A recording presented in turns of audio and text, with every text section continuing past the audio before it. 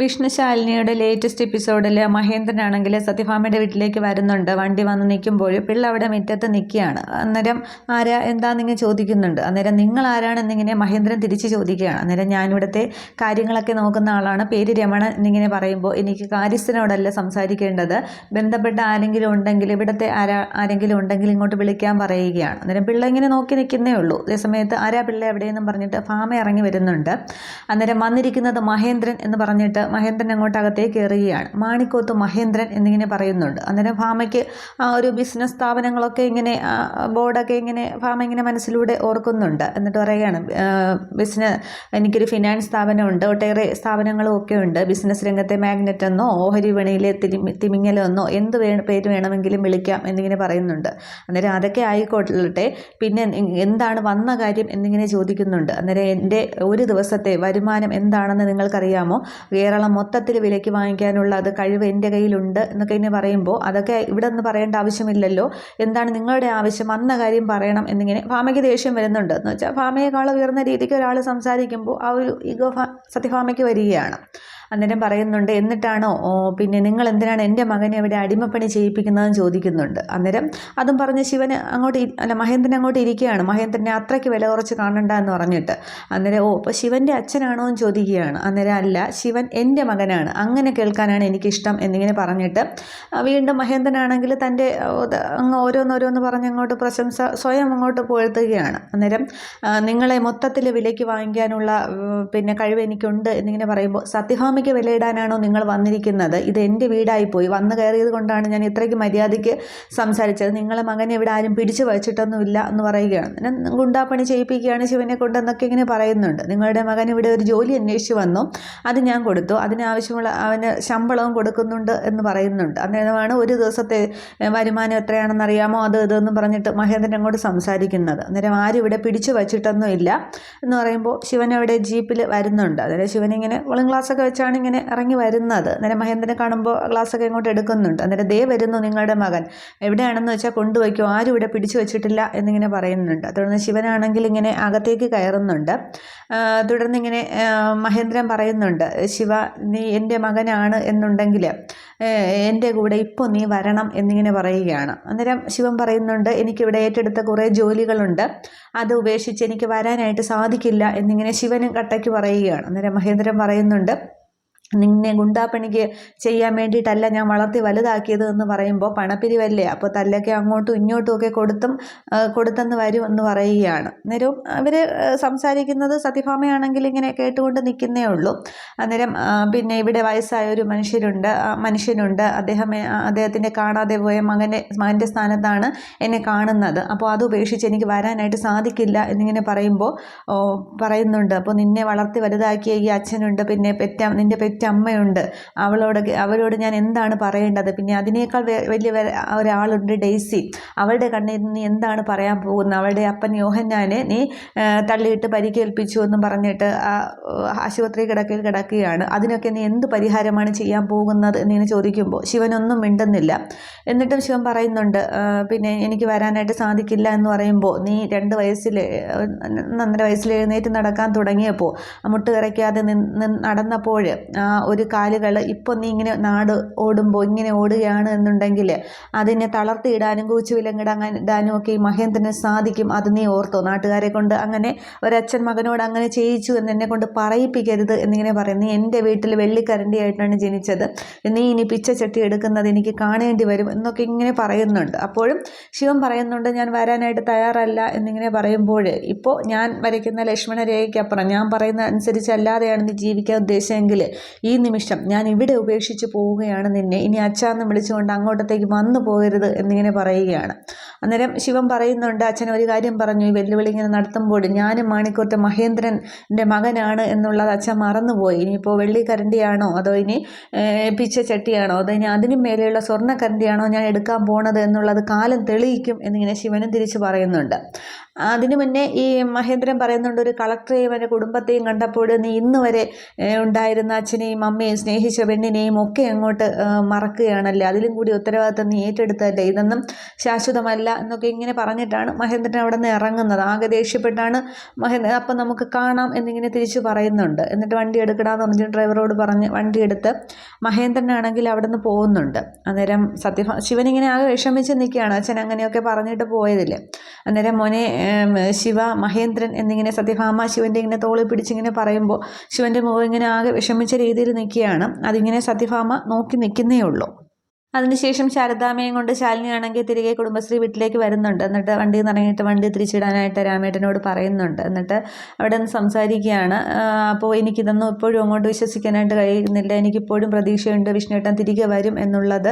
എന്നിട്ടാണോ കുട്ടികളെ കൊണ്ട് ബലിതർപ്പണമൊക്കെ ചെയ്യിക്കുന്നത് എന്നൊക്കെ ഇങ്ങനെ ശാലിനി പറഞ്ഞങ്ങോട്ട് വിഷമിക്കുകയാണ്. അന്നേരം ശാരദാമ്മ പറയുന്നുണ്ട്, എത്രയോ ജീവിച്ചിരിക്കുന്നവർക്ക് എത്രയോ പേർക്ക് വേണ്ടി ബലിതർപ്പണം നടത്തിയിട്ടുണ്ട്, എല്ലാം പൂർത്തിയായ ശേഷം അവരൊക്കെ തിരിച്ചു വന്നിട്ടില്ലേ, പ്രളയത്തിലൊക്കെ ജീവി നഷ്ടപ്പെട്ടവർ എന്ന് വിശ്വസിച്ച് ബലിതർപ്പണം നടത്തിയിട്ടില്ലേ, അവരൊക്കെ വേറെ എവിടെയോ ജീവിച്ചിരിക്കുന്നുണ്ടാവില്ലേ, ഒരു പക്ഷേ പിന്നെ നമുക്കെതിരായിട്ടാണ് ഈശ്വരൻ തീരുമാനിച്ചിരിക്കുന്നതെങ്കിലോ എന്നിങ്ങനെ പറയുകയാണ്. അന്നേരം ശാലിനി ഇങ്ങനെ അമ്മയെന്ന് വിളിക്കുകയാണ്. ഒരു പക്ഷേ വിഷ്ണു ഈ ഭൂമിയിൽ നിന്നും പോയി കഴിഞ്ഞു എങ്കിൽ വിഷ്ണുവിൻ്റെ ആത്മാവിന് മോക്ഷം കിട്ടണ്ടേ എന്ന് പറയുമ്പോൾ ശാലിനിയുടെ കണ്ണൊക്കെ ഇങ്ങനെ നിറഞ്ഞൊഴുകയാണ്. അന്നേരം അങ്ങനെയൊന്നും അല്ല എന്നിങ്ങനെ ശാരദാമ്മ പറഞ്ഞാണ് അതൊക്കെ ചെയ്യുന്നത്. അന്നേരം അമ്മയുടെ നിർബന്ധത്തിന് വേണ്ടി വഴങ്ങിയാണ് ഞാനിതൊക്കെ ചെയ്യുന്നത്, അല്ലാതെ എനിക്ക് ഒരു ഇതുമില്ല, എനിക്ക് വിഷ്ണുവേട്ടൻ തിരികെ വരും എന്നുള്ളത് തന്നെയാണ്. പിന്നെ സത്യാമ്മ ഒരിക്കലും ഇതറിയരുത്, അതുകൊണ്ടാണ് ആ ഒരു കാവിൽ പോയി, ദൂരെയുള്ള ആ ഒരു കാവിൽ പോയി കർമ്മം ചെയ്യാമെന്ന് പറഞ്ഞത് എന്ന് പറയുന്നുണ്ട്. സത്യാമ്മ വിശ്വസിച്ചോട്ടെ, അവരുടെ മകൻ ജീവിച്ചിരിപ്പുണ്ട് എന്നിങ്ങനെ ശാലിനി പറയുകയാണ്. കണ്ണൊക്കെ ഇങ്ങനെ നിറഞ്ഞൊഴുകുന്നുണ്ട് സംസാരിക്കുമ്പോൾ.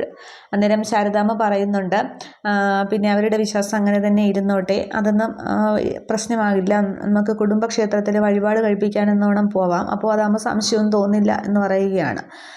തുടർന്ന് ഈ സമയത്ത് കയറുന്നില്ലെന്ന് ചോദിക്കുമ്പോൾ ഇല്ല, ഒരു മീറ്റിംഗ് ഉണ്ട്, അതിന് പോകണമെന്ന് പറഞ്ഞാണ് മുറ്റത്ത് നിന്നൊരു സംസാരിക്കുന്നത്. ഈ സമയത്ത് അനുപല്ലവി ശാലിനിയെ ഫോൺ ചെയ്യുന്നുണ്ട്. മാഡം പ്രോഗ്രാമിൻ്റെ കാര്യം മറന്നു പോകല്ലേ എന്ന് പറയുമ്പോൾ ഇല്ല, ഞാൻ ഇറങ്ങുകയാണെന്ന് പറഞ്ഞിട്ട് അന്നേരം ശാലിനി ഇറങ്ങുന്നുണ്ട്. തുടർന്ന് പോയിട്ട് വാ എന്ന് പറഞ്ഞിട്ട് ശാലിനി കാറിൽ കയറി പോവുകയാണ്. അന്നേരം ശാരദാമ്മ നിന്ന് അവിടെ നിന്നും പ്രാർത്ഥിക്കുന്നുണ്ട്, ഈശ്വര എൻ്റെ കുഞ്ഞിനെല്ലാം തരണം ചെയ്യാനുള്ള ശക്തി കൊടുക്കണമെന്ന് പറഞ്ഞ് പ്രാർത്ഥിച്ച് നിൽക്കുകയാണ്. ഈ സമയത്ത് തന്നെ അവിടെ ഓട്ടോയിൽ കുറുപ്പ് സാർ വരുന്നുണ്ട്. അന്നേരം ശാരദാമ്മ പെട്ടെന്ന് കണ്ണീരൊക്കെ തുടക്കുകയാണ്. അന്നേരം എന്താ ശാരദാമ്മയെ മുഖമൊക്കെ വല്ലാതിരിക്കുന്നത്, ഇനി ശാലിനി എന്ന് പറയുമ്പോൾ വന്നിട്ട് പെട്ടെന്ന് തിടുക്കപ്പെട്ട് പോയി അകത്തേക്ക് കയറാൻ പോലും സമയമില്ല എന്ന് പറയുമ്പോൾ, അത് ഉത്തരവാദിത്തപ്പെട്ട ജോലിയിലിരിക്കുമ്പോൾ അങ്ങനെ തന്നെയാണ്, നമ്മുടെ ഇഷ്ടങ്ങളൊക്കെ മാറ്റിവെച്ച് അവരുടെയൊക്കെ കാര്യത്തിന് പോകേണ്ടി വരും. ജോലിയോടുള്ള കൂറ്, ആത്മാർത്ഥത, അതുകൊണ്ടൊക്കെയാണ്, അതിന് പരിഭവിച്ചിട്ടോ പരാതിപ്പെട്ടിട്ടോ കാര്യമില്ല എന്നൊക്കെ ഇങ്ങനെ കുറുപ്പ് സാറ് അതാണ് വിഷമമെന്ന് കരുതി പറയുമ്പോൾ ശാരദാമ്മ ഇതൊക്കെ കേട്ട് നിൽക്കുന്നേ ഉള്ളൂ. ഈ സമയത്ത് അവിടെ അകത്താണെങ്കിൽ ശാരീരിക വയറ് ഒരു വല്ലാതെ വേദനിക്കുന്നുണ്ട്. അന്നേരം കിടന്ന് ബഹളം വെക്കുകയാണ്. അന്നേരം ശ്യാമ ഓടിക്കൊണ്ട് വരുന്നുണ്ട്. അന്നേരം നന്നായിട്ട് വേദനിക്കുന്നു, ഞാനിപ്പം മരിച്ചു പോകുമെന്നൊക്കെ ഇങ്ങനെ ശാരീരിക പറയുകയാണ്. അന്നേരം അമ്മ എവിടെ ഇല്ലല്ലോ, എന്താ ചെയ്യുക എന്ന് പറഞ്ഞിട്ട് പിന്നെ ഞാനൊരു വണ്ടി കിട്ടുമോ എന്ന് നോക്കട്ടെ എന്നും പറഞ്ഞ് ശ്യാമ പെട്ടെന്ന് ഇറങ്ങുന്നുണ്ട്. അന്നേരം കുറുപ്പ് സാറാണെങ്കിൽ ശാരദാമ്മയോട് പറയുന്നുണ്ട്, ഹോട്ടലിൽ ആരും ഇല്ലേന്ന് ചോദിക്കുമ്പോൾ ശാരീരിക അവിടെ കാണും, കുറുപ്പ് സാറ് ചെല്ല്, ഞാൻ ഇപ്പോൾ വരാമെന്ന് പറഞ്ഞിട്ട് ശാരദാമ്മ അകത്തേക്ക് കയറുന്നു. കുറുപ്പ് സാറ് ഹോട്ടലിലേക്കും പോകുന്നുണ്ട്. അന്നേരമാണ് ശ്യാമ ഓടി ഇങ്ങനെ ഇറങ്ങുന്നത്. അന്നേരം വല്യേച്ചിക്ക് വയ്യ, വയറ് വേദന എന്നിങ്ങനെ പറയുമ്പോൾ അയ്യോ ഇനിയിപ്പോൾ എന്താ ചെയ്യുക എന്നും പറഞ്ഞ് ശാരദാമ്മ അകത്തേക്ക് കയറുന്നുണ്ട്. അന്നേരം അമ്മയെ നല്ല വേദന എന്നും പറഞ്ഞ് ശാരി കിടന്നങ്ങ് കരയുകയാണ്. അന്നേരം ഞാനൊരു ഡോക്ടറെ വിളിക്കാൻ പറ്റുമെന്ന് നോക്കട്ടെ എന്നിങ്ങനെ പറഞ്ഞിട്ട് പെട്ടെന്ന് ശാരദാമ്മ പുറത്തേക്ക് ഇറങ്ങിയിട്ട് കുറുപ്പ് സാറേ എന്നിങ്ങനെ വിളിക്കുകയാണ്. അന്നേരം ഹോട്ടലിൽ നിന്ന് കുറുപ്പ് സാർ ഇവിടെ ആരും ഇല്ലല്ലോ എന്നും പറഞ്ഞിട്ട് വെളിയിലോട്ട് ഇറങ്ങുന്നുണ്ട്. അന്നേരം ശാരികയ്ക്ക് വയറ് നല്ല വേദന, ഡോക്ടറെ വിളിച്ചുകൊണ്ട് വരാൻ പറ്റുമോ എന്ന് ചോദിക്കുകയാണ്. അന്നേരം ഞാനിപ്പോൾ വിളിച്ചുകൊണ്ട് വരാമല്ലോ എന്നും പറഞ്ഞ് കുറുപ്പ് സാർ പെട്ടെന്ന് നടന്ന് പുറത്തേക്ക് ഇറങ്ങുന്നുണ്ട്. ഇതേസമയം ശാലിനി ആണെങ്കിൽ അവിടെ വണ്ടിയിൽ പോകുമ്പോൾ രാമേട്ടനോട് പറയുന്നുണ്ട്, കുറച്ച് സ്പീഡിൽ വിട്ടോ, പിന്നെ പ്രോഗ്രാം തുടങ്ങുന്നതിന് മുമ്പ് എനിക്കവിടെ എത്തണമെന്ന് പറയുകയാണ്. അന്നേരം വണ്ടിക്ക് ചെറിയൊരു വലിയ കുറവുണ്ട്, എന്നാലും ഞാൻ മാക്സിമം സ്പീഡിൽ പോകാം, കുറച്ചപ്പുറത്ത് മാറി വേറൊരു വഴിയുണ്ട്, അപ്പോൾ അതിലേ പോയാൽ 2-3 കിലോമീറ്റർ ലാഭിക്കാമെന്ന് പറയുക. അന്നേരം എങ്ങനെയായാലും വേണ്ടില്ല, മിനിസ്റ്ററൊക്കെ പങ്കെടുക്കുന്നതാണ്, എന്തെങ്കിലും കിട്ടാൻ നോക്കിയിരിക്കുകയാണ് ജോൺ അബ്രഹാം എന്ന് പറയുമ്പോൾ അതെ ആ സാറ് മോൾക്കൊരു തലവേദന തന്നെയാണെന്ന് പറഞ്ഞിട്ട് രാമേട്ടൻ നല്ല സ്പീഡിൽ വണ്ടി എടുക്കുന്നുണ്ട്. ഇതിലേ പോയാൽ അധികം വണ്ടി എങ്ങനെയൊന്നും വരാറില്ല, ബ്ലോക്കൊന്നും കാണില്ല, നമുക്ക് പെട്ടെന്ന് അങ്ങ് എത്താമെന്ന് പറയുകയാണ്. അന്നേരം കളക്ടറേറ്റിലേക്ക് എത്ര ദൂരം കാണും എന്നൊക്കെ ചോദിക്കുമ്പോൾ എത്ര കിലോമീറ്റർ പറയുന്നുണ്ട്. നമ്മൾ ഈ സമയത്തിനകം എത്തുമെന്ന് പറയുമ്പോൾ അപ്പം പ്രോഗ്രാം തുടങ്ങുന്നതിന് 2-3 മിനിറ്റ് മുന്നേ എത്തും, അപ്പോൾ കുഴപ്പമൊന്നുമില്ല എന്ന് പറഞ്ഞിങ്ങനെ പോയിക്കൊണ്ടിരിക്കുമ്പോൾ പെട്ടെന്ന് ആ റോഡിലേക്ക്, അവർ പറഞ്ഞ ആ റോഡിലേക്ക് കയറുന്നുണ്ട്. പക്ഷേ കുറച്ചങ്ങോട്ട് മുന്നോട്ട് പോകുമ്പോൾ വണ്ടിയാണെങ്കിൽ പെട്ടെന്ന് വലിച്ച് വണ്ടി അങ്ങ് സഡൻ ബ്രേക്ക് ഇട്ട് രാമേട്ടൻ നിർത്തുകയാണ് ചെയ്യുന്നത്. ഞാൻ എന്താ പറ്റിയത് രാമേട്ടാന്ന് ചോദിക്കുമ്പോൾ ഞാൻ പറഞ്ഞില്ലേ വണ്ടിക്കൊരു വലിയ കുറവുണ്ടെന്ന്, നമുക്കെന്തോ പണി കിട്ടിയെന്നിങ്ങനെ പറയുമ്പോൾ ഇതിപ്പോൾ കണക്കൂട്ടലൊക്കെ തെറ്റുമല്ലോ എന്ന് പറയുകയാണ്. ഞാൻ നോക്കട്ടെ എന്ന് പറഞ്ഞിട്ട് രാമേട്ടൻ പെട്ടെന്ന് ഇറങ്ങുന്നുണ്ട്. അന്നേരം ബോണറ്റൊക്കെ തുറന്ന് വെച്ച് നോക്കുകയാണ്. അന്നേരം ശാലിനിയും പറയുന്നുണ്ട് പെട്ടെന്ന് ആട്ടെ എന്ന് പറയുകയാണ്. ഈ സമയത്ത് അനുപല്ലവി ആണെങ്കിൽ ഫോൺ ചെയ്യുന്നുണ്ട്. മാഡം എവിടെ എത്തിയും ചോദിക്കുമ്പോൾ പെട്ടെന്ന് എത്താൻ വേണ്ടി ഒരു ഇടവഴിയിലേക്ക് കയറിയതാണ്, വണ്ടി ഇപ്പോൾ ബ്രേക്ക് ഡൗൺ ആയി എന്ന് പറയുകയാണ്. അന്നേരം അതാകെ പ്രശ്നമാവുമല്ലോ, റവന്യൂ മിനിസ്റ്ററൊക്കെ വരുന്നതാണ്. ADM ആണെങ്കിൽ മാഡം എത്തിയില്ലേ എന്ന് കുറേ തവണ ചോദിച്ചു, മാഡത്തിന് എന്തെങ്കിലും ഇഷ്യൂ ഉണ്ടാക്കുമെന്ന് പറയുകയാണ്. അന്നേരം ഈ വഴി ആയതുകൊണ്ട് വേറെ വണ്ടിയൊന്നും വരുന്നില്ല, ഞാൻ എങ്ങനെയെങ്കിലും എത്താൻ പറ്റുമോ നോക്കട്ടെ എന്നും പറഞ്ഞ് ശാലിനി ഫോൺ വയ്ക്കുന്നുണ്ട്. തുടർന്ന് രാമേട്ടനോട് എന്തായും ചോദിക്കുമ്പോൾ ഒന്ന് സ്റ്റാർട്ടാക്കി നോക്കട്ടെ എന്നും പറഞ്ഞ് സ്റ്റാർട്ടാക്കി നോക്കുന്നുണ്ട്. പക്ഷേ ശരിയാവുന്നില്ല. അന്നേരം രാമേട്ടൻ പറയുന്നുണ്ട് ഇത് ഫ്യൂൽ പമ്പിൻ്റെ കുഴപ്പമാണ്, മെക്കാനിക്ക് വന്നാലേ പറ്റുള്ളൂ എന്ന് പറയുകയാണ്. അന്നേരം പിന്നെ ഏതെങ്കിലും വണ്ടി എനിക്കൊന്ന് റെഡിയാക്കി തരാൻ പറയുകയാണ്. അന്നേരം മോള് റോഡിലേക്ക് നോക്ക്, ഏതെങ്കിലും വണ്ടി വരുന്നെങ്കിൽ കൈ കാണിക്ക്, ഞാനൊന്ന് ആരെങ്കിലും വിളിച്ച് നോക്കട്ടെ എന്ന് പറഞ്ഞിട്ട് രാമേട്ടനാണെങ്കിൽ ആരെയൊക്കെ ഫോൺ ചെയ്യുന്നുണ്ട്. ഈ സമയത്ത് ശാലിനി ഇങ്ങനെ രണ്ട് സൈഡിലേക്ക് നോക്കിയാണ്.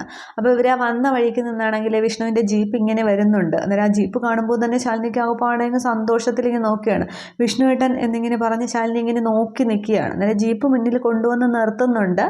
അന്നേരം ശാലിനി ഇങ്ങനെ നോക്കി ആകെ സന്തോഷത്തിലാണ് നോക്കുന്നത്. ശാലിനി നോക്കുമ്പോൾ അതിൽ നിന്ന് വിഷ്ണു ഇങ്ങനെ ഇറങ്ങുന്നതാണ് കാണിക്കുന്നത്. പക്ഷേ അത് പിന്നെ ശാലിനിയുടെ ഒരു തോന്നൽ മാത്രമാണ്. അതിൽ വരുന്നത് ശിവനാണ്. കഴിഞ്ഞ പ്രൊമോയിൽ കാണിച്ചല്ലോ, ശിവനാണ് ഇറങ്ങി വരുന്നത്. എന്നിട്ട് ശിവൻ പറയും ലിഫ്റ്റ് കൊടുക്കാമെന്ന് പറയും, കൊണ്ടുആക്കാമെന്ന് പറയുമ്പോൾ ശാലിനി ആദ്യം സമ്മതിക്കില്ല. പക്ഷേ അവിടെ സമയത്ത് എത്തണം എന്നുള്ളത് കൊണ്ട് മിക്കവാറും ശിവൻ്റെ കൂടെ ആ ജീപ്പിൽ ശാലിനി പോവുകയായിരിക്കും ചെയ്യുന്നത്. അതൊക്കെയാണ് അടുത്ത എപ്പിസോഡിൽ അങ്ങനെയാണ് വരുന്നത്. നമുക്ക് അടുത്ത എപ്പിസോഡിൽ കാണാം. Okay, thank you.